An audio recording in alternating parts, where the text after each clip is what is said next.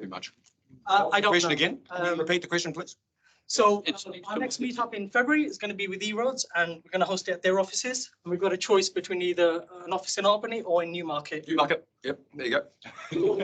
We're in Newmarket, aren't we, people? Yep. I don't want to go Albany. Newmarket. Do online as well. We'll do online. We'll do online this. If you're online, you won't see me. Right? No, they're always online. These sessions, they're always hybrid. Okay, fine. Um, To have a physical one, I'll be there. Cool. So I'm just going to do a quick kind of bit of housekeeping. So there's no planned fire alarm. So if the fire alarm goes off, please follow the fire exit signs. Bathrooms are out towards the lift. And yeah, so we've got a code of conduct. So take a look at it. Just TLDR, be kind, essentially. I'm going to keep this session brief. So we do this kind of what's new in Azure sections. And at the moment, it's only really been some of the co-organizers who've presented here. But I would recommend if folks want to kind of get into speaking, that maybe this is a good opportunity to do like 5-10 minute segment on what's new. So if there's something you're interested in doing, then get in touch with one of us, one of the organizers, and we can get you lined up to do that. I'm going to keep this really brief. .NET Core support is ending 13th of December. That's a lucky date. So obviously you just immediately need to make sure that you're updated to 6 at least by then. Net 7 is also GA on App Service and Azure Functions. Functions is out of process only. Azure SQL Trigger, this is in public preview, so you can essentially trigger functions from Azure SQL. How I feel about that personally, but I'm not gonna comment on that. And then we've got Azure Orbital Space SDK, so you can start doing some really cool stuff with space. Just be really careful of the spot by one errors though, because in space that could be a big deal. And then the last couple of things, AKS now supports, or is defaulting, I think, to Ubuntu 22 on the nodes. And then finally, if you are using the old Azure Front Door, the Front Door Classic, there is now public preview for a zero downtime deployment to the new tiers, the new SKUs. So with that being said, I can hand over to Galina. I panicked for a second. I thought she'd run out. I'm going to hand over to Galina, who's going to talk to us about Azure Cosmos DB. So thanks so much, everyone. And thank you, Galina. Everyone? I've seen a number of you guys, so very nice to see in person today. So I'm a cloud solution architect covering data and AI domains, so pretty broad designation. Everything is SQL related and relational databases, sort of things, and then non-relational as well on Azure, and different storage types, including big data platforms, and then cognitive services and machine learning services, plus analytics tools. So very broad generalist, you might say. And today I have a pleasure to present on Cosmos DB, and I plan it as an interesting hands-on exercise, giving you opportunities to ask questions and do something that will help you distinguish yourself among your colleagues. So hopefully by the end of the day, you will have the knowledge that your colleagues don't have, and you will be doing this. So the agenda that I kind of drafted is we're just having a general discussion about NoSQL and SQL minutes. And then we do the tech brief on data modeling. And as per the Azure Meetup description, I hope you're level 200 already in Cosmos DB, so that's my assumption. So I want it to be level 300, so you kind of shine at the end. After tech brief around data modeling and what is important for NoSQL data modeling, I will hand out some paper-based exercises, and we will be doing it in small groups for those who are present for about 45 minutes with iterations. Last 15 minutes we will reserve for briefing the modeling. So I'll show you what is the correct way to do it. And then this is all based on the public document, so you can, after the exercise, return and read out why and how, okay? That's the plan. Let's try to keep the first tech brief short, 30 minutes, Q&A. Happy to take some during this first 30 minutes, but ideally reserve to the end, or yeah, try not to disturb the flow, because today it's a data modeling. Okay, let me ask who is doing hands-on Cosmos DB work now? One. Who has ambition to do it?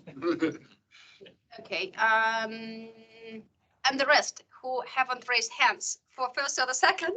What's the purpose of you here then? You're just Curiosity. curiosity, good. Please. No, nothing. Have no idea what is it. So that's why we're here. Okay, yeah, yeah, so this would be rough, steep learning curve for you today. Yeah, this gentleman in red shirt. Yeah, just want to see if it's cool. Yeah, okay, you're a developer, right? In one of the banks. So developers in the bank want to know if it's cool, hopefully. Yeah. A couple of people online saying getting into it. Getting into it. Okay, so we plan to have a more general session on what it is, if there is an interest from the community. So for those who just want to upskill and just go into it, level 200 session would probably happen somewhere in January, February. I'll leave these guys to schedule. Today we're targeting those who are already looked at it and understood that NoSQL data modeling is actually complex and requires some different thinking. So that's a teaser in that direction. Okay, do we have architects here? Yeah, awesome. So you will, first part of the discussion will probably appeal to you more, and we can actually stay at this slide. Yeah, so relational databases versus non-relational databases. Where do you think the place of NoSQL databases is? Analytical or transactional workloads?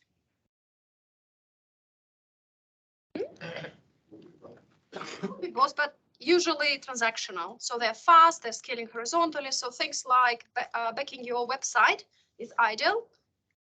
Caching on-prem systems, providing the data to the front-end applications. Usually applications are modern, stateless, serverless, all of these things. Cosmos DB is a perfect fit. Another big use case is telemetry applications, high throughput. You just, especially if it's multi-master writes, you just cannot architect on the relational databases as easy as on Cosmos DB, with us resolving your multi-master writes, for example. So that's a perfect fit. Analytical workloads, not so much. This database doesn't handle all that type of queries. Give me everything for the last month aggregated by some particular attribute. That's high RU because scanning is difficult. So we've got different approaches to do analytics on Cosmos DB, just not brute force against operational database. Okay. So with this in mind, we're just designing something for transactional application during today's session.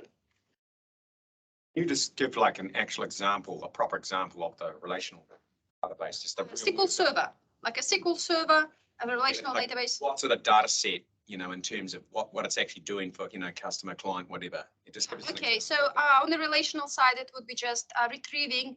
Well, I've got an application, for example, that gives you transaction, history of transactions by user on particular date. So it could be a bank transaction, it could be Can something. be. So you just got to give an example, because the way I operate is that I live in the real world, not some fairy tale land, right? Yeah. So there's a lot Okay, of people live in let's fairy tale say- land, that won't end well for them. But anyway, I'm just saying that you've got to give a real world example, because there's people in the room that just won't be exactly sure. They're too scared to ask, whereas I'm not scared to ask. Okay, please don't be scared to ask, okay? No, that's good. Yeah, I'm not, so you can join. Let's say it's a banking application. Okay, and you're good. making a transaction. So you're writing per ID and you're retrieving per ID. That's a standard use case for transactional application. Works fine on SQL. On non-SQL technologies, when you don't have ACID compliance requirements, no transactional consistency is required, but you need to scale out. You probably move to NoSQL world where the database can handle that. And that's how you approach NoSQL as a requirement. But when you move to NoSQL world, you need to model the data differently. And that's the topic of today. So Cosmos DB is a Microsoft NoSQL technology that operates in the premise that you reserve the throughput for your application. And throughput is expressed by request units that you provision. Cosmos DB has different models, so you can have a core API, which is effectively a JSON file stored in your Cosmos DB. and you querying them by HTTP or SDK. What is request unit?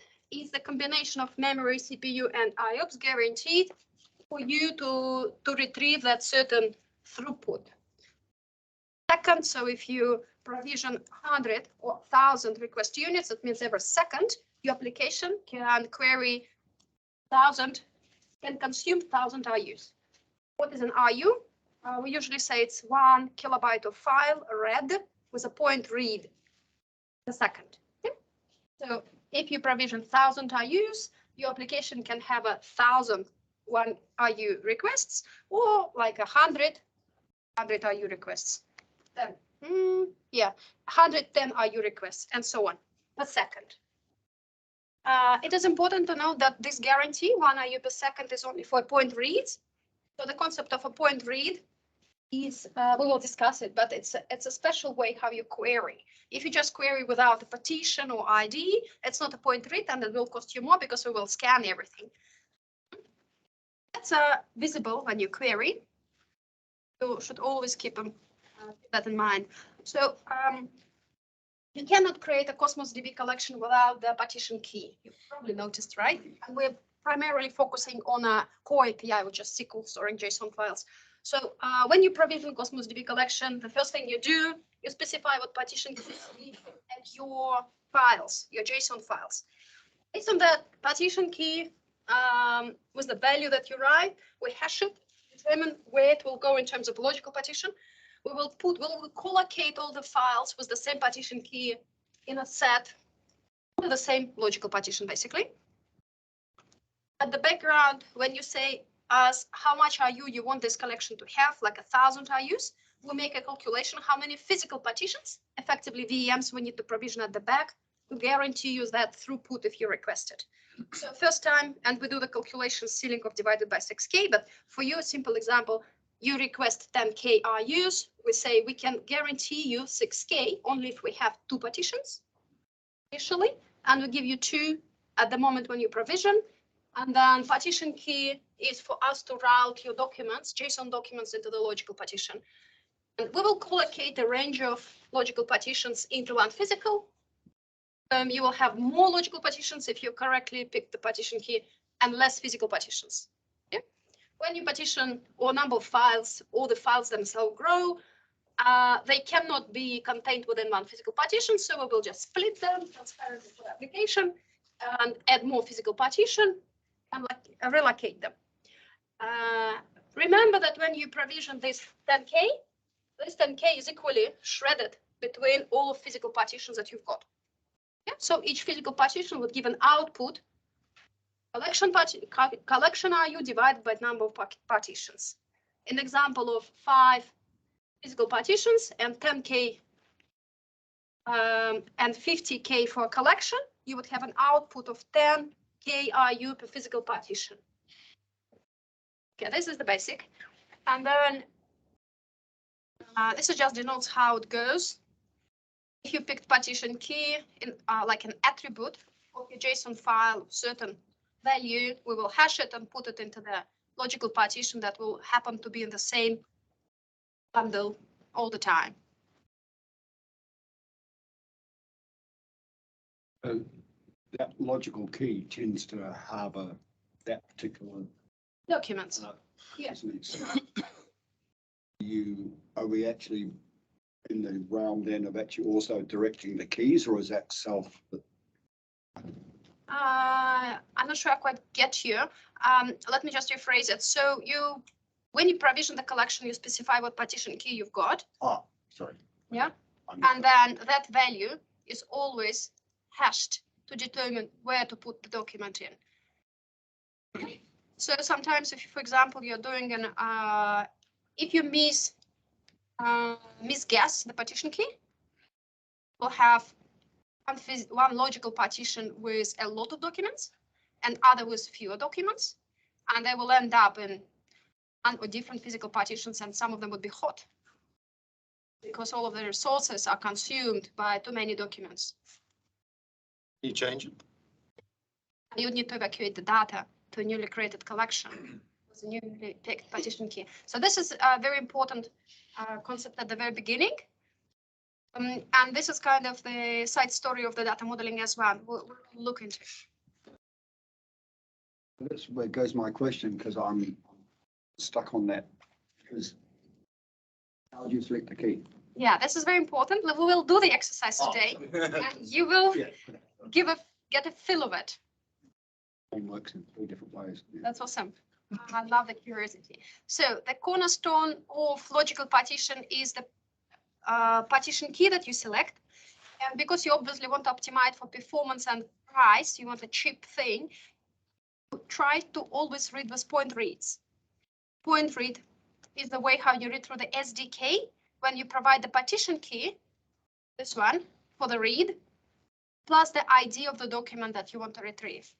And that's why, and that's when we say 1 kilobyte of file is 1 RU. In all other cases, that's not true.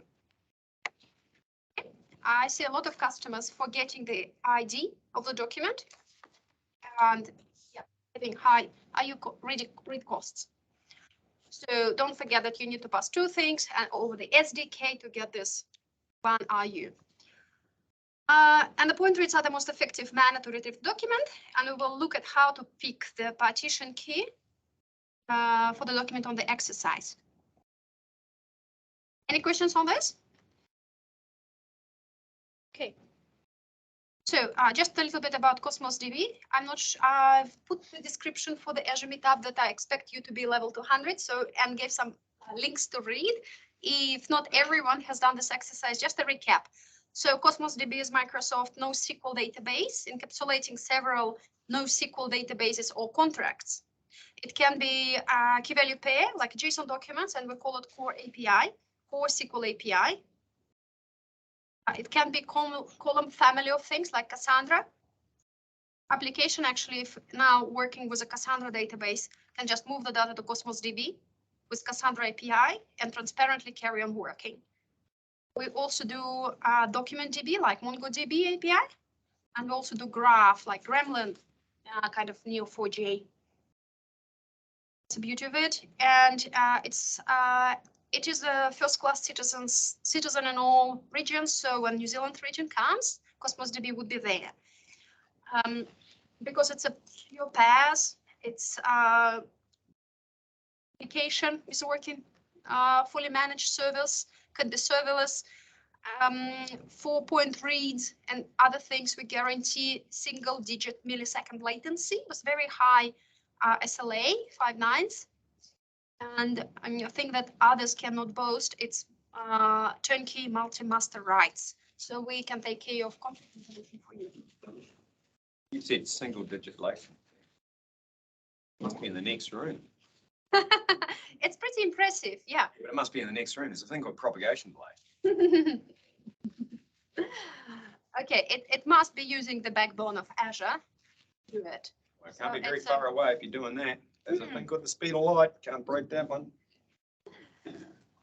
Well, yeah. Look, I'm just gonna ask everyone, please have a code of conduct. We're gonna ask everyone, if you're going to ask a question, I'll just leave. you must be polite to our presenters. They're giving up their time for us. Yeah, I'll do it. We aren't going The to, brightest guy, maybe leave the room. No worries. See ya. so I'm outta here. please really Outta here. apologise to everyone because we know you're here to learn. So I'd just like to apologise to Galina. So, and Galina is 100% correct in every regard and knows all of this stuff. I don't want to come I back. don't think any of us appreciate those questions being asked in that I way. think we're all on board. So, thank you. That's good. Okay. Let's Apologise. go. I don't mind. We must be having white papers anyway, so you can check it. Okay, so before we jump into the exercise, just to recap how pricing works in Cosmos DB, and it's a bit convoluted. So just a reminder. So pricing for Cosmos DB is based on the 2 tiers storage. So the documents that you store, everything, including your backups and including the analytical store and operational data, plus the index, obviously, if you index, multiplied by number of regions, if you happen to have more than one region. And plus, actually, all RUs will be multiplied. You're having not a session consistency, but the strong consistency. because we need to wait for other things to confirm. So session consistency, this is pretty much it, default one. On the transactional side, compute factors, you can have a provision throughput, this one. Just request units, how much you've provisioned by Azure regions, total IUs, or you can have auto scale provision throughput, meaning you specify the max which you can allow your collection to burst up to, and the min would be decided as a 10% of that. Second, build hourly, so average hour utilization, and at the price of that tier. So basically, if you are picking within an hour, you will be billed for that pick, rounded by hour. And serverless. Some collections would qualify for serverless if they're not very demanding in terms of the max RUs, and you're honestly billed per operation then, with the price of serverless. So if you're picking less than 30% of the time, serverless is the way to go. If you're picking more than 30% of the time, if you consider this, that would be just less expensive because this is spot prices of this is a bit higher. And so this is total IUs. Yeah, database level, share throughput across databases or provision for a database. Yeah, share means within the different databases or collections are shared. 10 databases within a collection can be on a certain unit, or you can assign for a certain collection to have throughput. One. Single master also makes an important thing, because if 2 regions, you just multiply. If 3 regions, triple the cost, right? Yeah. You can do pay as you go, or you can reserve capacity if you're doing this too.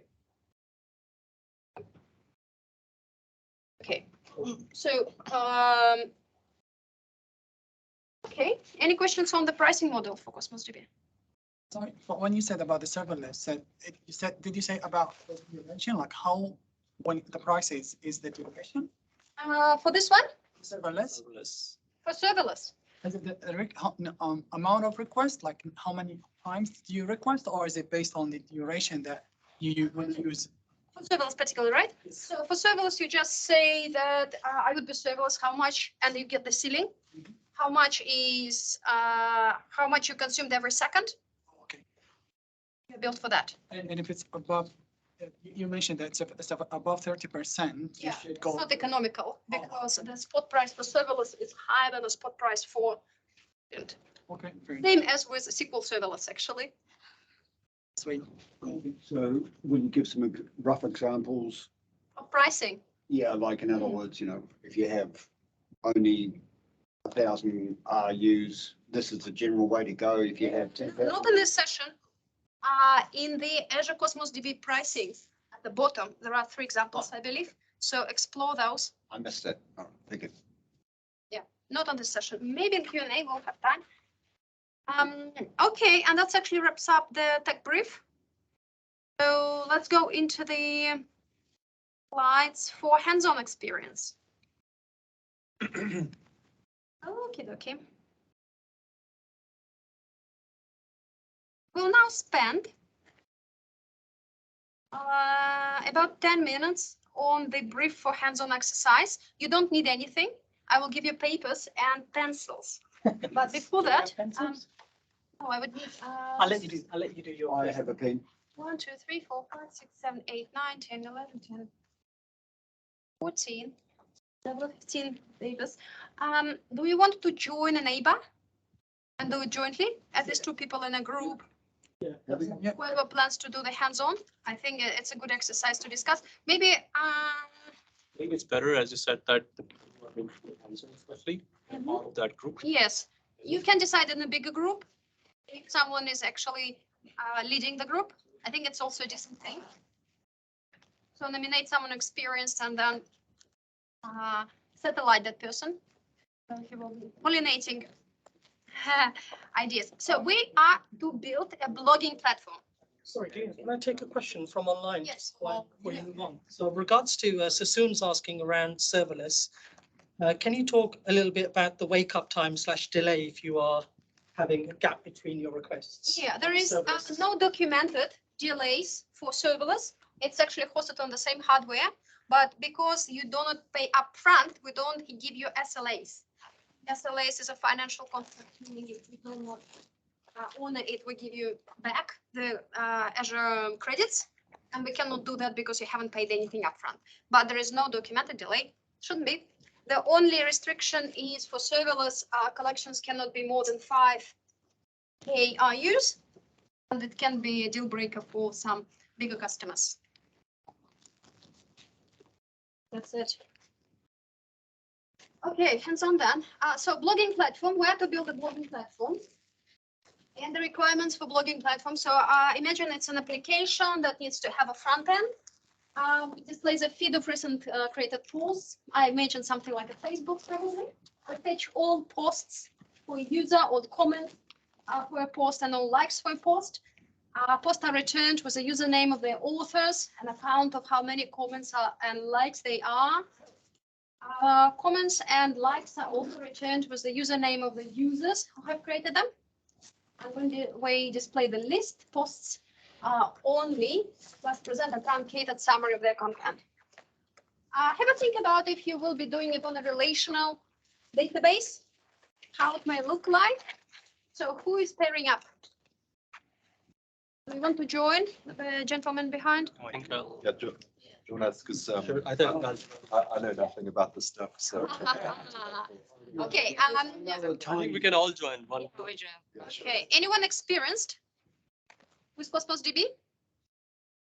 Okay, that gentleman is a very good candidate to satellite him. You should come here.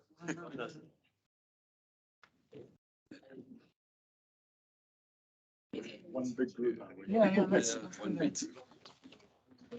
As well. This is good. Okay, if I join. Are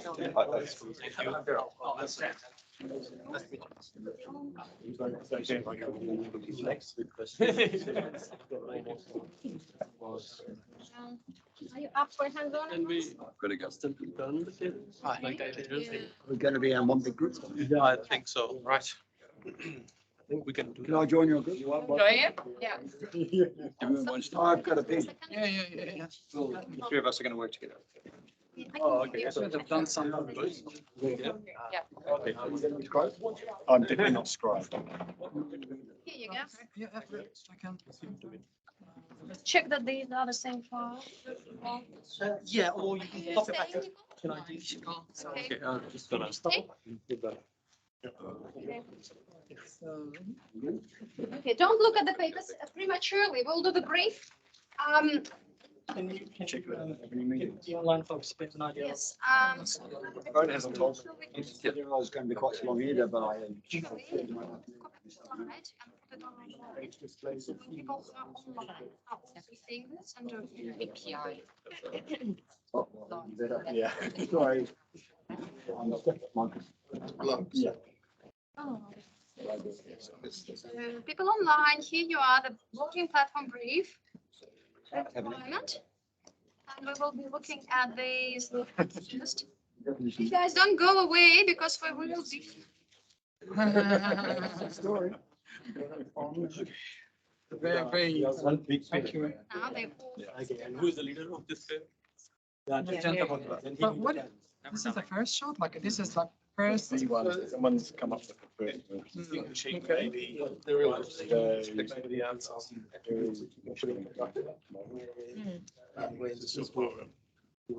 To enforce. Hey guys, don't do it yet. Don't do it yet. Mature. Mature. Too keen. Okay. So here. So requirements. Obviously we're building the platform. But every NoSQL group number 3, let me just name you group A, group B, group C, Attention. All NoSQL modeling starts with gathering top 10 requests. So we know what we're modeling because, yeah, just because you'll know why. These are the questions that would need to be answered for us to populate. Let's assume that they're equally important in terms of frequency. So we just need to make sure that each one of these is performing nice to populate the step. So create, edit user, retrieve, blah, blah, blah. On one of the papers, you will see the questions? This is, Double-sided. sorry, question. Oh. I cannot explain them, so you That's right. something like this. So just, do you have a empty space somewhere in your place? Yes, here on the back. Yes. Okay. So this would be your place where you will evaluating the queries against your current model. Okay. So waste it carefully. Maybe line it up for different attempts. So when we start, and this is all based on a well-documented article that you will visit afterwards if you want to review again. Okay. So first thing we do, knowing the requirements, if we try to envision the easiest way to do it, and because we all come from a relational database background, we kind of think, let's denormalize, or let's normalize. Yeah. So everything is clean in its own collection, and well, we can update easily and stuff like this. So usually what customers do, they start with this. So we've got a user with a primary key ID. We've got another collection posts with a post ID as the primary key, a partition key, sorry. And posts will contain 3 documents, likes, post ID, posts, something like a comment. So this is usually a start. Let's assume this is your start. And then what we do, we just try to envision how much of the frequency this will take, how many documents are likely to hold, so we can envision how much throughput we need to give. After that, this is just a paper napkin exercise. Imagine there are 100,000 users in this platform, so about 100 million documents would be in the posts, and about 100K documents and users. So it's fairly big collection, but the documents itself are small, so hopefully we don't need to provision much throughput. So how do we approach evaluating if this data model is correct?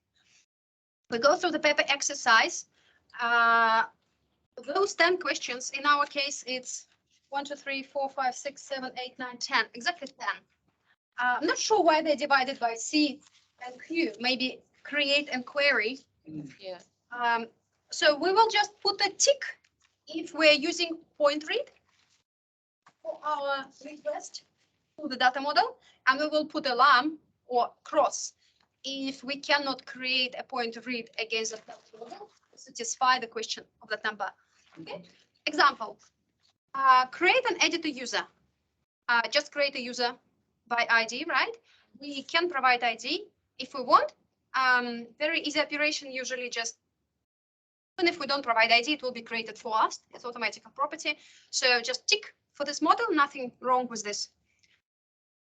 Second, retrieve a user profile, and you've got a list of questions. Are people online good? So look at the list of questions. The second is retrieve a user. Select everything from you, users, where ID, and we provide user ID. Application can do it, right? We know user ID because we're querying by user profile. Yeah. So are we saying we can do it using a relational model, right? Yes, we are giving a go with a fairly normalized model now. Right. Yeah. And let's evaluate it across these 10 questions. How is it performing? Yeah, and once in the end, how is it performing? Well, yes. Yeah, that's the goal of. Yes. Okay. After that, we will just review together how this one performing, and then I will give you a task to make it better. Okay. Spoiler alerts, man. So we just put ticks and crosses. For this one, you can just put one, yeah, like a version 1 of the model, the one that is printed here, and you're evaluating this one. And then you will come up with another model, and you will as well evaluate. Okay? Until you've got all ticks possibly. Okay? So that's what you will do with a real system. Okay, now looking please further. See. Retrieve a user profile. So take this questionnaire, find the question number 2, retrieve a user. This is the way to retrieve a user in Cosmos DB. Can your application provide user ID? Seems to be yes, because you know what user you are providing. So we will hit the partition key of ID So it would be a point read, right? Yes. So question one, query one is okay. Create and edit a post is number 3. Create and edit a post is always a point. So nothing wrong with this. Question 2, number 4. Retrieve a post is the one that is a problematic one. We need to include author's username and counts of comments and likes. Where would you get them? Obviously, you would need to query not only the post collection, not once, but several times, right? Look, author's username, where is that residing? In the users table, yes. And plus we've got accounts of comments and likes. Nice. Yes, in the post, but there's different types of documents there, right? So how many routes would your application go to populate one screen? So it will go to users to get the author. It will go to posts, at least 4 queries to populate one screen. About one author, right? So like the one person creates a post and we've got to do, it will query 4 times just to create, to give us the post, right? Retrieve the post back. Yes, if we want to retrieve a post together with author's username and counts of comments and likes. Oh, yeah, yes or no? Yes. And, so the screen wants to display the post, like in Teams. How many likes, how many, and who said it? Yeah. Yeah. So who created the post? Who liked it? Who, Yeah, and how many comments it has? we need to go for. Yeah, we need to go 4 times, Yes. 4 queries, and that application layer will. So this would be expensive, at least 4 times more expensive than going once. Doing it that way, absolutely. Okay, so I put the question exclamation mark here, just to check if we can do anything about it. Question 3, list all of users' posts in a short form. So I would probably go to users, the user author ID, and then query subsequently posts to get the comments, number of comments and number of likes. Yeah, return this all to the application. And the application will do the same. Yeah, it's not a point read because user primary key don't provide users posts in a short form. Yeah, wait, user ID, yep. Primary key, ID, post author. We hit the users with a primary key here, ID, but we don't hit posts with a primary key. We don't know the post. We're trying to scan everything by author ID. Agree? So this is a scan, would be expensive. Plus it's multiple goals. So it's an exclamation mark. So we've got a user and we want to see, or an author, sorry, and we want to see how many posts, or all the posts that he created with the information, like who commented on it, who liked it. The best way to look at it is here on a list with questions, question 3. Yeah. That's the only way for you to. No, sorry, I'm just asking the question again to get it, to answer what we are trying to do. Here you go. Get the all posts in a short form for particular user. Oh, yeah, I get it. Okay. Yeah. Get it myself, so I look at this list. That's the only way to make it. Yeah. I'm just, I think I'm in the same vein because the question 2 was exactly the same as question, the answer was question 2 is the same as question 3. No, retrieve a That's post. not shorter. In question 2, we're retrieving a particular post by post ID with authors and likes. And then question 3, we're retrieving posts for a user. All posts, but posts of a user. All, yeah, all posts for one user. Yes. So let's say X or Y, Ahmed. How many posts did Ahmed create? And who commented on it and who liked it or whatever? Something like this. Yeah. Yeah. Makes sense. Okay, so this doesn't look very nice. Question 3 is also not very nice on this model. Now, C3, create a comment, no problems. Next one is Q4, list of posts, comments. So something like display a post and the comments with usernames of people who made a comment. So getting from posts by post ID, comments, You may get the post. the name and who made a comment, from users. Okay. The second part is okay, primary key is hitting. The first part is okay, primary key, partition key is hitting, but because we need to do two, not ideal. Yeah? We first do this one to determine the comment author ID. Then using that value, go to the users. I think you're missing a query there. Actually, which one? Because you also need to get the post. List the posts comments. Maybe I don't need to get a comment. You need to get the post. Mhm. Unless you have the post ID with you already.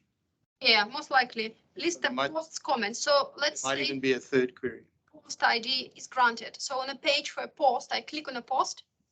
I know post ID. Okay, you already. And that page, I want to populate with usernames of people who made comments on that post. So it's like a clicking through to see the Yeah, comments. it's very essentially. expensive. So you've just got the, It doesn't look like it's good on this model.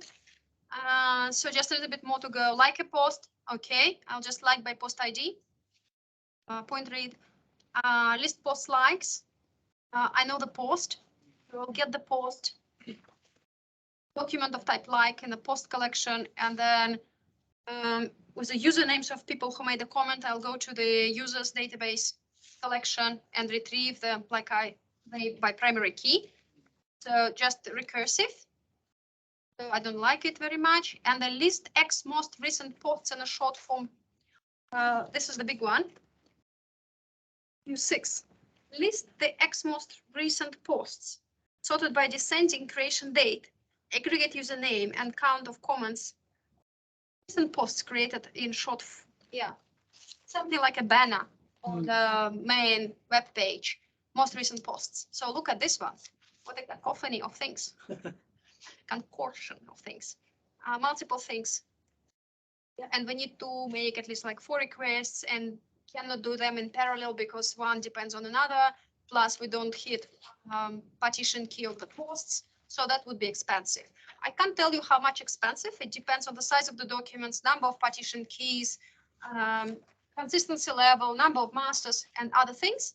But in comparison, they are expensive, more expensive, at least 4 times more expensive than point reads in this example. Okay. So in this last one, so it says most recent, it should be straightforward, but in there it says count of likes and comments.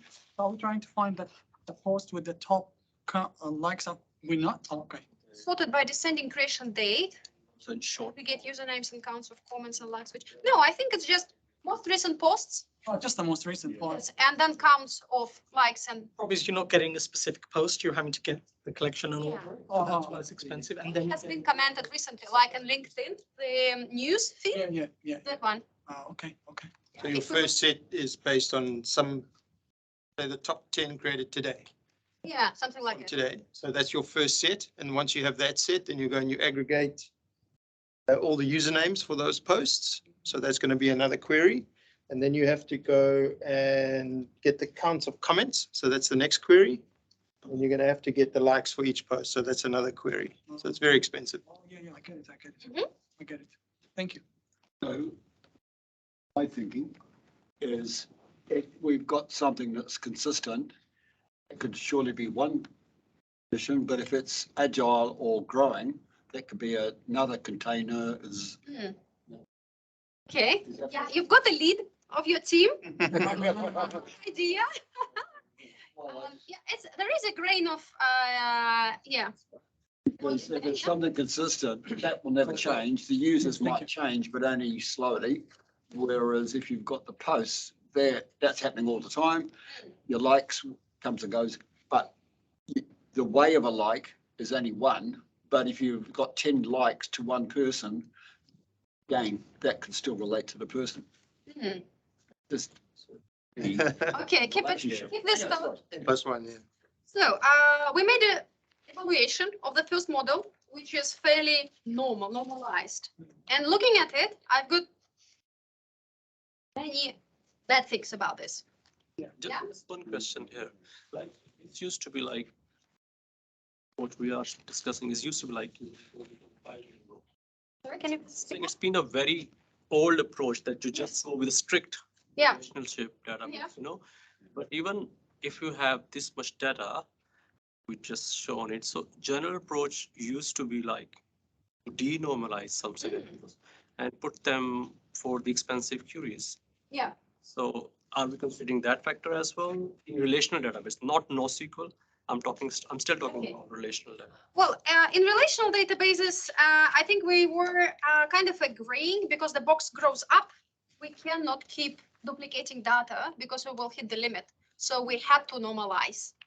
In non-relational, we grow horizontally, adding small compute. So, and storage is 10 times cheaper than compute. So duplicating the data is not as scary, and that's actually encouraged. And there are ways how you can sync between one collection to another collection and keep consistency when you're denormalizing. So don't be afraid of denormalizing. We're talking about hypothetical model, and don't think about how you will propagate these fields for now, okay? We just need to make a model, serve the purpose, so I can see all green ticks. Okay? If you're in a situation, you can have comments on comments on comments, likes on likes. Yeah, I don't care. It's exponential. I don't care. We're just building the model, which can have all green ticks, and then we will discuss what are the ways how we can propagate consistent values. Thank you. Okay? When we're modeling, should we consider a partition key separate from the Yeah. key? I noticed in the example, it's given as a primary key using Yeah. relational block. Well, to be able to put a green tick, you need to have a point read. Point read, you need to know the partition key and ID of a document. So think about it. Does the application know at that time the partition key and user ID? You cannot just put, I don't know, post ID into the user collection if there is no ID in your application at that point. You need to be able to do a point read for that collection. So yeah, you're definitely striving to know that one. So this model are having issues, 5 positives, 5 negatives. So I would say it's worse than it could be. Issuing queries don't filter on partition key, leading to a partition scan. So the yellow things are the ones that I don't know. Most likely these are scans rather than point reads. So please start thinking about denormalizing your model. I'll give you a teaser. There are 3 versions of the model, progressively better and better. So this is how it may look like. This version 2, addressing the posts queries. If I put additional, and all of these 3 documents reside in posts. So the post, likes, and comments are the documents within post collection. I've initially collocated them because each of them no post ID. So they're just types, then the post collection. If I add some aggregates to these documents, it will help me to hit a point read the application. Along these lines, review the questionnaire, review the questions. First, try to add needed properties, attributes to the posts collection, and then needed properties to users. And we will then do the debrief, how it should be done, okay? The goal is to minimize the time that you go and read or retrieve some data each time. Is that, yeah, We are striving to make point reads for every query. okay, got it. So, green tick, point read. Yeah, minimize the numbers that goes and talk. Yeah. It's the most effective, cost efficient, and fast way to get the answer. So strive to do that. And your model should be able to do the point read. Yeah. So yeah, the guidance, denormalize, and I'm not showing you this. Okay, are people online good? Checking it. They seem to be handling the discussion. So Okay, so you've got the questions, people online, and you've got the initial data model, and the guidance is to denormalize posts collection first. Yeah. Then create a second column probably in your questionnaire. I'll give you the questionnaire. What's it? Object. Is that like a point? Do you have a pencil for me? Or it's like a store the same, like a different. unfortunately, I don't. That's okay. So what you were showing earlier was how you had the user table. collection. You're using Needs to scan a range. instead of having it in a separate collection, just put it in these ones. Yes. So you just move it in. You have user ID. Number of lines, number of comments. Yeah, it's like a live user Yeah. ID would be a User live ID, yeah. user and then like Yeah. the time. And then for the poster ID would be Yes. like your author and also like the user. So it's just like It's taking it from minimize there. the- Ways I see it. Like additional. This is a normalized data. Yeah. Yeah. Normalized is one relationship. Yes. One has The other way is but in denormalized, still storing the details of the comments in separate. and you put maybe they can. But or comments or like you storing username on the post record. Transactions because Having it is how insert rising as well as inserting done the transactions. Relational, you think about how to store the data. Yes. But in SQL, you think about how do I retrieve the data? Retrieve the data. Yeah, storage is the data as well. So we start to add stuff to the user ID. Got more pens as well. I think everyone else has got user ID, folks, just when you just get back to the front. Our desk. query. That relationship would be between. So you want to some of what you do of that.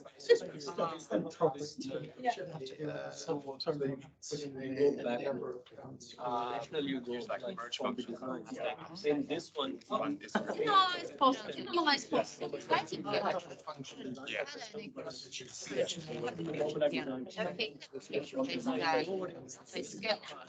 That's fine, I don't. This is the.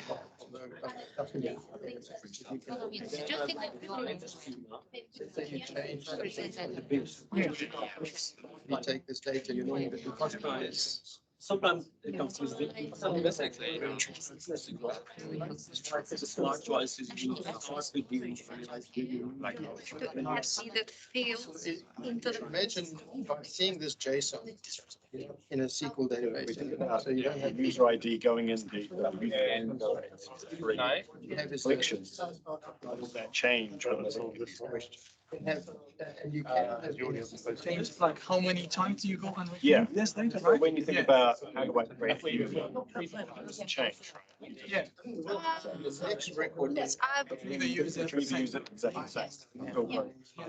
How does like, bootstrap and stuff, those used to be In the same place. smartly designed. Because it doesn't try and enforce. Cosmos DB inappropriate. So, Inappropriate. for create, Yeah. easy, right? Retrieve, easy. Edit, easy. And You have the username in these three places. Yeah. When I change it here, I also have to change it in these other places. That's right. Design the. The first tracks.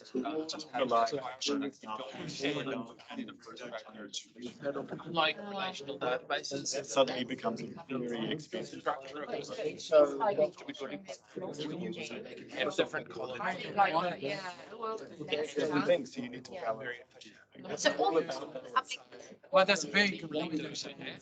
Application It's a whole, it's many. So the document. So if you were going to do something. If it needs to express something different. But it's the information model thing there. What is sufficient. That's You're why. basically checking. User But they can share a primary. I key. I understand. You can have one post. That document is one Showing those. When you change it to user ID. In this case. Okay. You had no data. That's why it's level to find it. You come to, come to the intro level. I think you will find it. To answer that question, I would do. So join the next session. So you got the keys, everything is. Cover the partitions, indexing, and all. So, you know how you showed the And then this one. It's already making sense. It's just that Almost with the user ID. We go to physical machine. And Each machine. here is your key.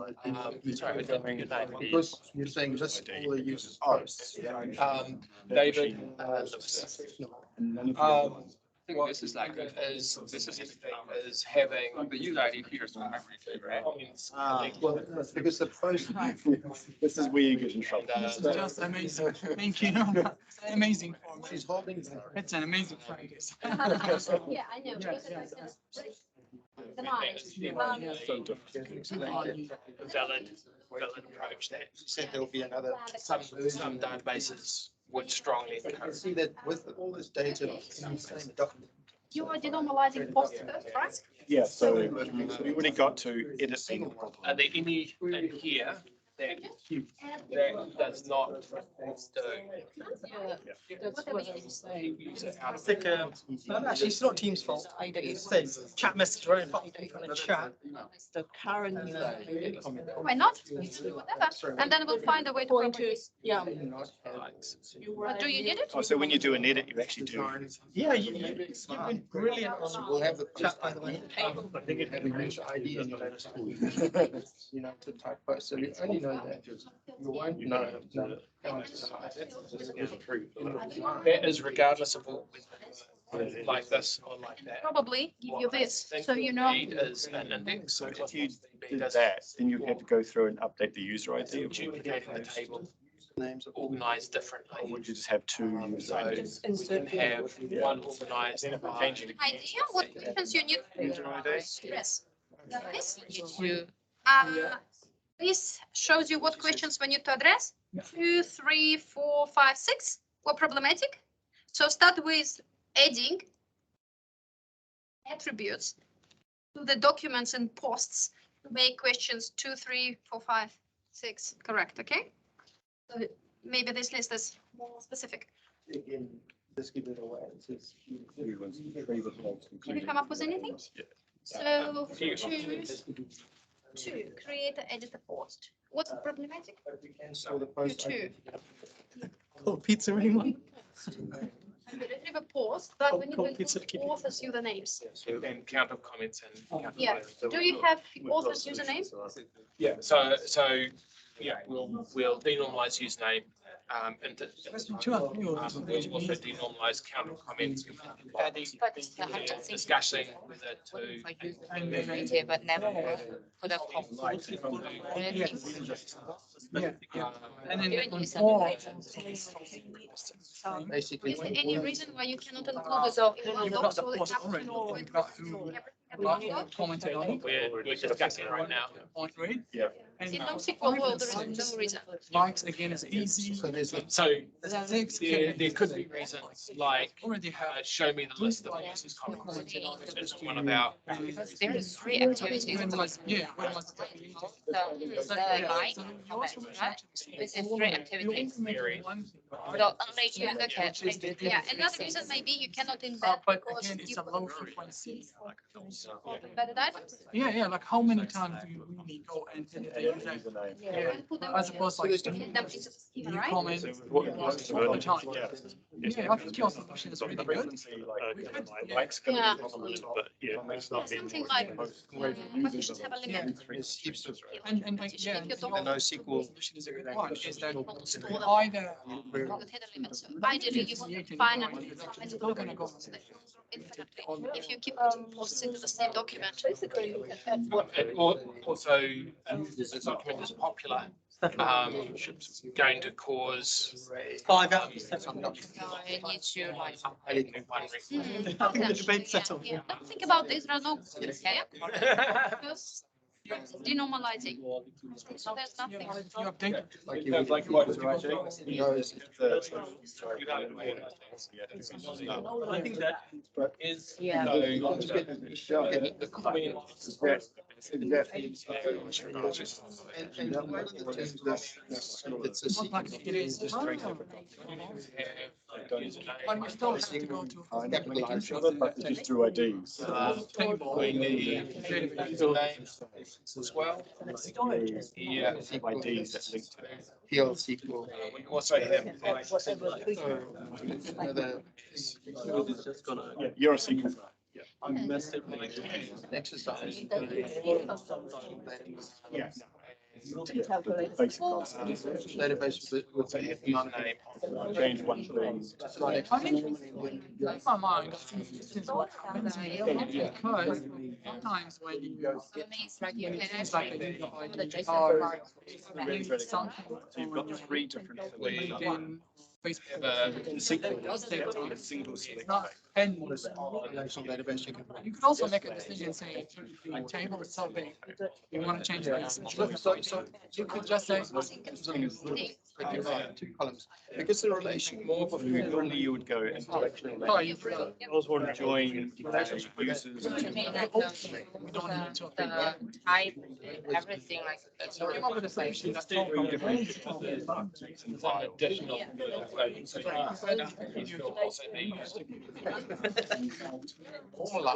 There'll be two at the same time. Where base queries. So Base, but now space is not I can't go, give me all the users. It's actually, This is an addition. interesting is that this That's so relation. Okay. Think about, Then there's no good here, we class, infinite, inventory, nothing like that. We don't address propagation techniques actually in the deeper. Query language.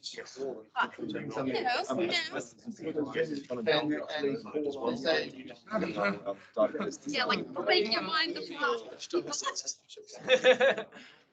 Stored in Is based on the number of point reads we do.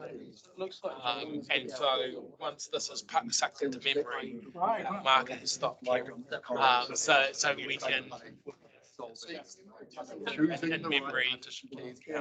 I don't know. Modeling data. What you can do is go, give me We get some photos of post those. ID.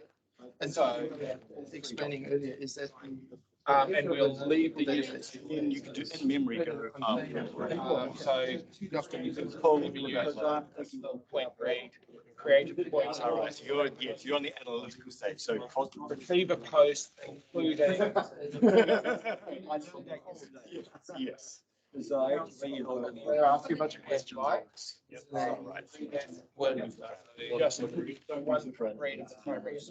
It's for transactional data. Yes. It's NoSQL Posts in short form. You would, So that would be from here, and you take it to something. No. It's usually not so sharp. include. So you've got three Put types the of two ID. things with posts. I don't know.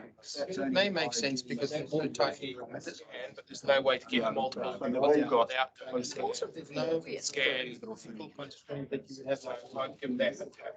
But then she. can be different structure. There is no join. Yes. So, yep. If I've got a user, SQL land, you would have got join it when we able to give me. Professional SQL information. You have to get into memory and just pull information. Right. That would, okay, so Is it the have. count for the first attribute? The count of Just first attribute of every. I'd take straight off. It was user and. So that, who I see with that. Prolific user. Just want to say thank you. The document, so you're saying. One document. This is amazing. It's amazing meeting So you you and have a user. yeah, I should have done the prep work. And I'm looking forward to the one. Yeah, gentlemen. Yeah, Suggestions, please, organizations. wait. We add things like. Maybe we should. I've done. You guys.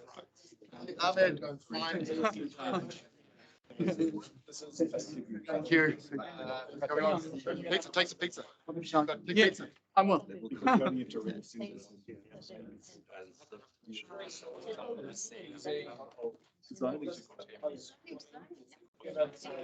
The Q6 is always. You're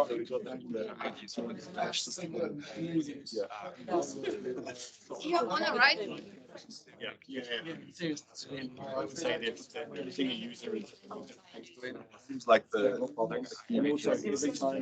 Every ID seems like. You have to go back and up. Yeah, now don't think about propagating changes. I mean, I just want to use the best saying, option, and then we will touch on the propagation. Another way to actually do it greatly.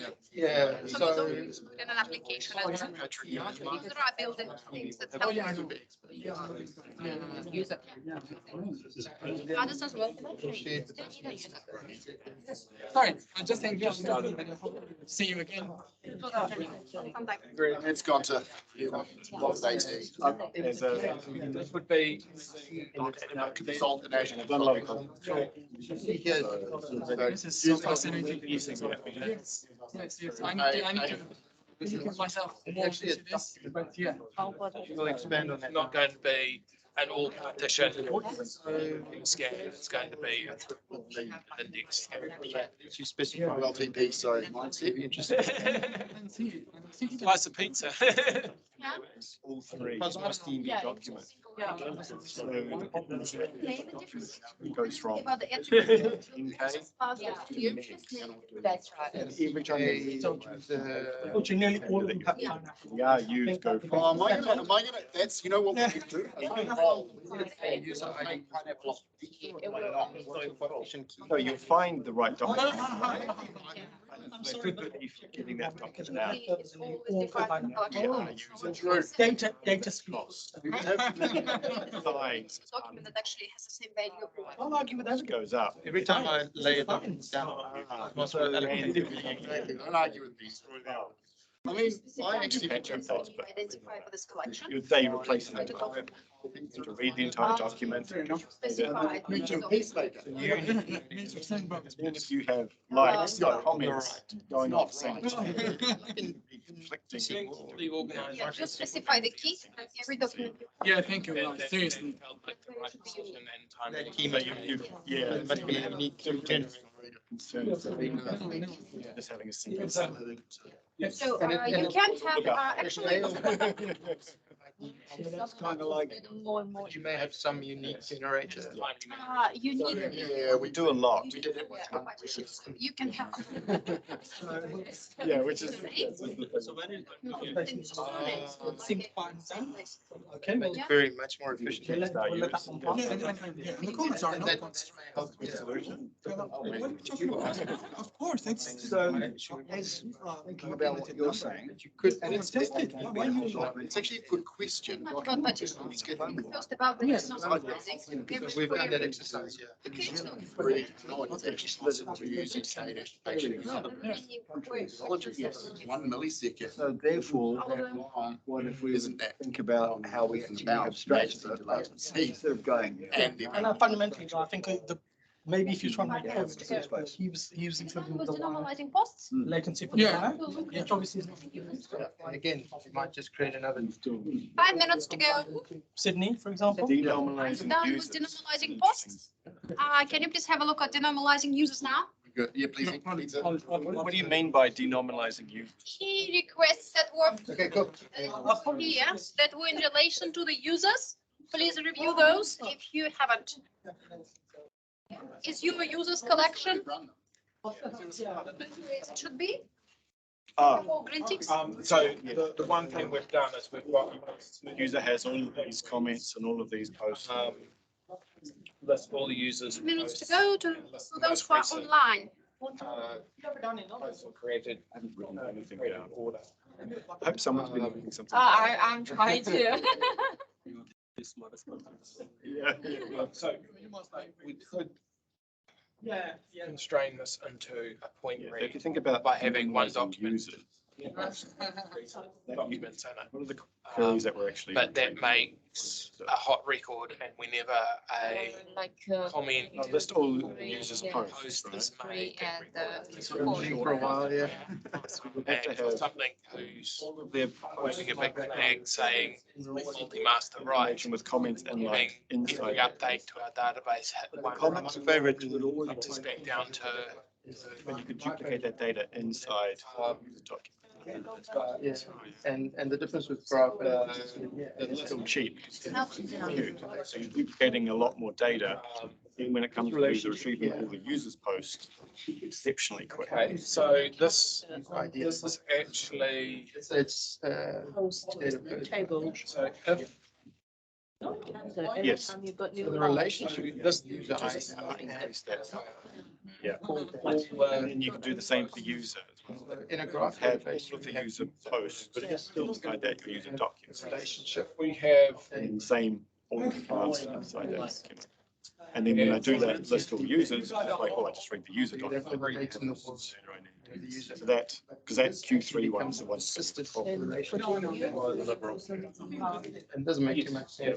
It's, let's say, and Oh, for the last one, say, but it's not user specific, that last one. It's just, It's a post that creation. comment. friends. So you would have. so when it comes to the last one, you really need to do your search by creation date. So would it be better to have another collection that is the primary key of that? So as opposed to having I'm querying on that all date. the things that we included on And then I duplicate on the entire data set. the body of the comments, etc. We could have a summarized. So basically. Oh, actually, it's XXX, yeah. Maybe it's a verified form. Yes, X most. So that would, Friends. Not by that. that would give us one more tick there. Yeah. So that's actual collection. Gotcha. Yeah. You can use the relationship Be organized by date. Sure. Yeah, well, sure. and what allows you Maybe to do for is that do last one, circular. yeah, access to- They might do. Yeah. Users that are friends. And It is, this is the complicated thing when it comes to. union. Like if this was a blog and you did one post Union of. a day for 10 years, it's only 3,000 titles. For me, that is Upside down. a document. I don't think it's for relational databases. If you really want to. You have a point. If you considered, if this was Twitter instead of a blog, It shows the friend. So you have a like you would also get, like tables, like most IDs. So you this is still feeling like with the comment count is like count. So if you had a prolific author who was and had 100 people second trying to like one of their posts. So the most recent, I'm going to be waiting to update this regularly. Update on the atomic one is going to be. So my knowledge of. No. Don't want to communicate. Dan learning, don't interrupt the learning. Imagine. You said there were 3 versions. Are we? I don't have 3. Put it in a queue and. You actually have 5. Some of those into the slides. I think it's the slide. Okay, cool. The slide is the exercise. 2 minutes. Hello, everyone. People online. you guys are sharing consultants. their answers. One will send their answers online. In this case, a index scan, so you know the partition by script, and you have the first component of it. This is actually. So Document. A starts with, Yes, so there's one section. So if I go. you have background in relational databases. It brings back. So if you had a user To see what you, if I want the information. and you had index on ID, you did show me the people whose first name began DAV. At the moment, It's it's. to It doesn't say You anything. had an index on first name, Yeah. would jump to the first record, had like really quickly there, and it would skip through David's in the system. Yeah. So things that it found Yeah, it's just. the environment would stop. So I think I'm looking at Is that but it would look. Teams? number of Is that- rows. all your papers as the evidence? Give So let's debrief. it to each other to mark. So maybe look at your current model. V1 first shot with amendments, this one. And hold it close. Let's discuss how you have modified it. So I will just present the remaining of the slides as if I was doing it. The first task was denormalize posts to have grids against all of the questions. So my first bet would be to add to the likes. I would use username. I would just add username and like who liked. So I can retrieve the user for the like and counts of users with a primary key, the users database. In the posts, I would add username, comment count, like count, these ones, just because every time I get the posts, actually want to know the counts. So why not to keep the aggregates here side by side? We will discuss how I will maintain the consistency, but I just want to be them here. And username for the same purpose. Every time I retrieve the post, actually I want to know who posted, who done it. So I would need to go to the user, and I would prefer to go with a primary key, a partition key. So I want to keep it here. And on the comments, I want to add a username on a comment, because every time I make a comment, I want to know who made it.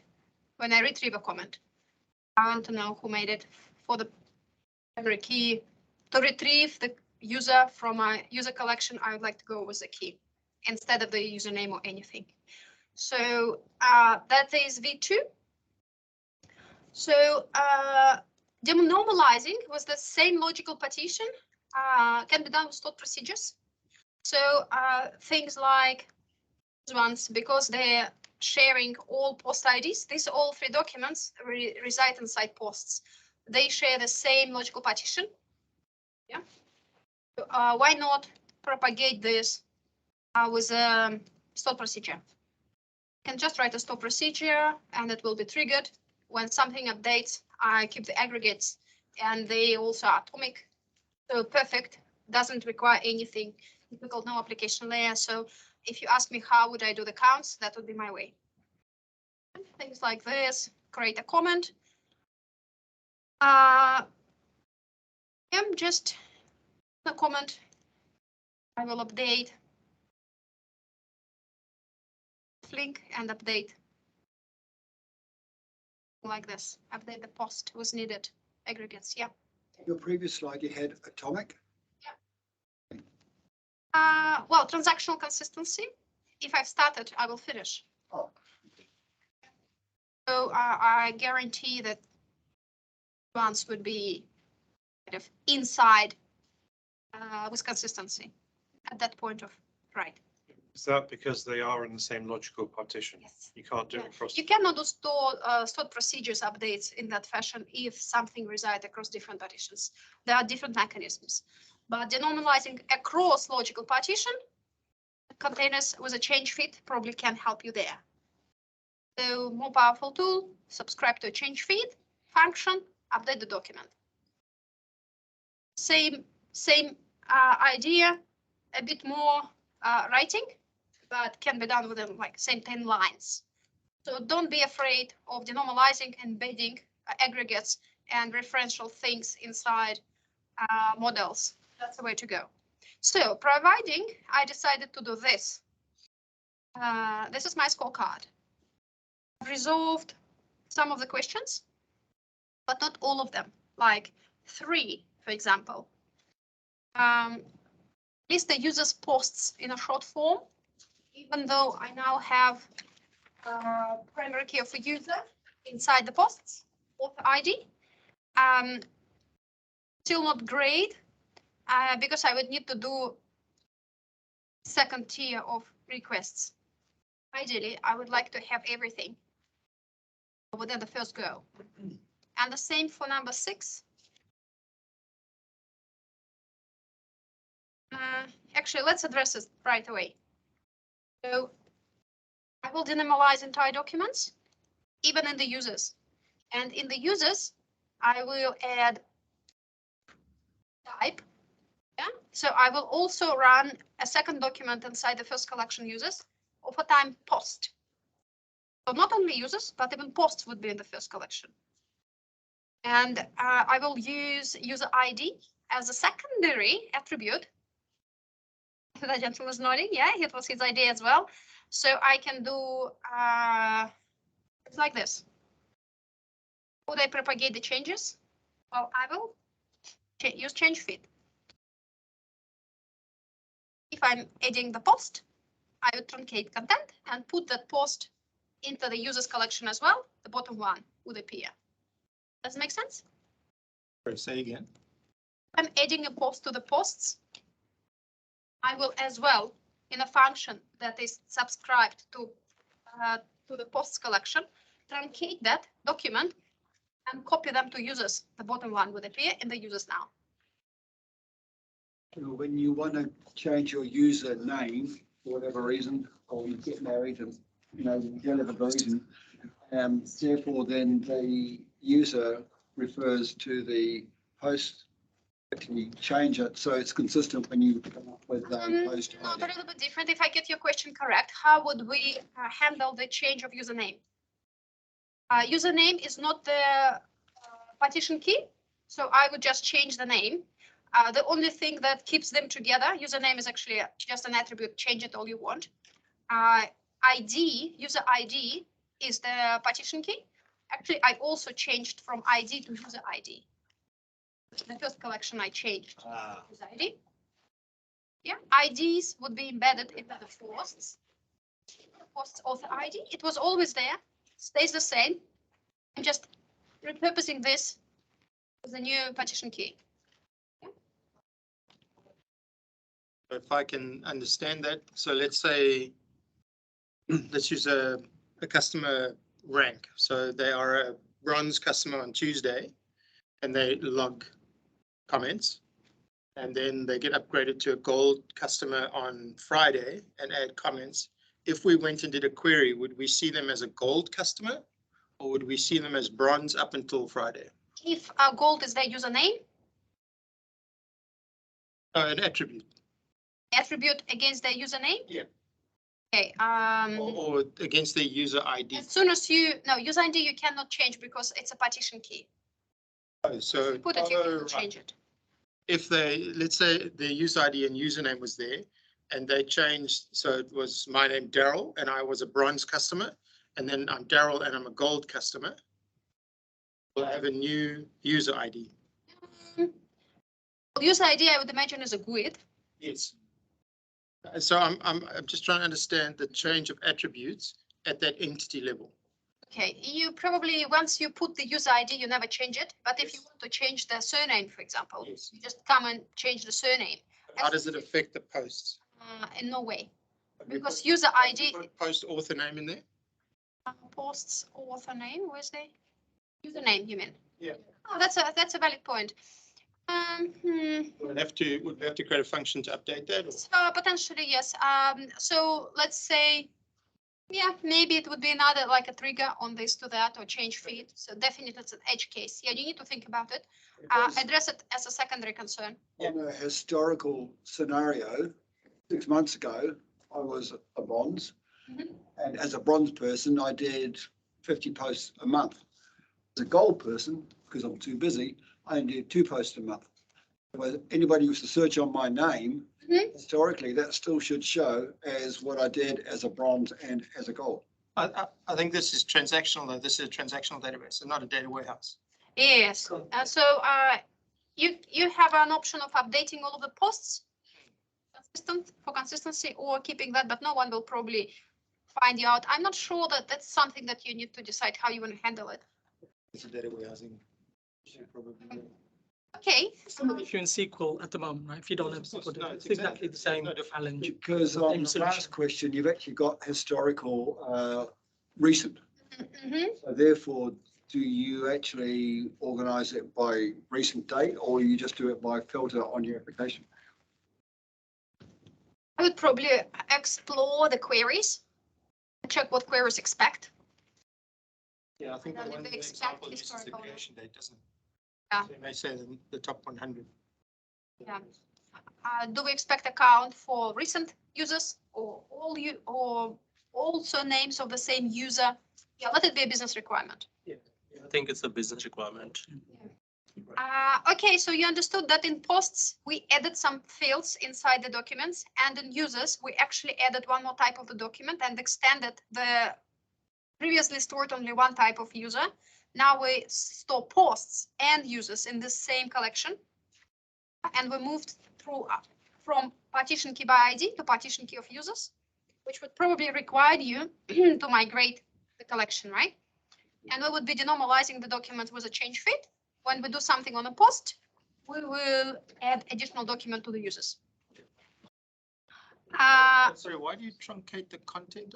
Because post has a lot of things that we don't need. Post as a document. In our users collection, I only want to have You don't want the context. Yeah. Now we ended up with 3 types here and 2 types here. And the scorecard of this is looking like this. So still something isn't working, but it's much better. So what is not working? Number 6. Date.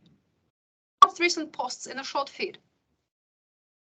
And I'm getting the everything, top X from post. You see, I don't provide partition key. Expensive. And plus the secondary, I need to get something from users as well. So any ideas how I would sort that out? By having a secondary index on There is no, creation. yes, actually, it is I think it's still in preview. But traditionally we would do like this. We would create one more collection, like feed, and put all we need for that particular query in that one. And keep integrity using change feed on a post, and then secondary post trigger, populate that one. Change feed is a function of Cosmos DB. Yes. So when something happens apart from delete, all updates, all CRUD operations on documents, you get notified what has changed and where, and you can action it. Very easily integrated with functions. Serverless, beautiful. And then in that schema, posts will be available in the collection. So we ended up with collections, collocating different entities in the collections, having a type as an attribute. Denormalize the data, and you would say a lot of duplication, and I don't really care because it's easy to maintain integrity, and storage is much cheaper than compute. The application would fly and at very low IUs. That's basically it. So this exercise is a paper exercise from well-documented solution. It's here, but no one reads it. So now you can tick that box as well. Do we have any questions from online? Feel free to unmute yourselves, folks, if you want to ask a question. I drew a very beautiful picture for embedding. It's not always possible to embed. It's a big question, embed a reference. It's not possible to embed when you've got an infinite list of dependent items. Not practical if you've got 2 big documents in general. And there are some other considerations where you may not embed. Yeah. So the lesson here is try to model your data so it's one-to-one to the front-end app. And that's the way to go for NoSQL databases. A question on the integrity. You're saying to use change feeds. How reliable is that in Cosmos DB when compared to a traditional relational database? Yeah, change feed is very reliable. We've got SDK that actually waits and retries and guarantees the delivery order. So that is the way to go. That's a definite. Is there a short period of time where the integrity is not there? Not really, no, not that I'm aware of.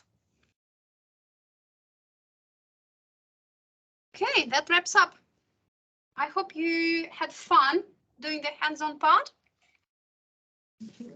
Okay,